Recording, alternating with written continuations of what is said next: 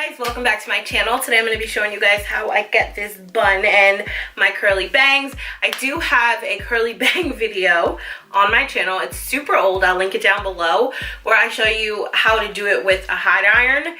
I simply just did a wash and go last night and left my bangs out curly. So this is my actual natural curl pattern that you guys are seeing here.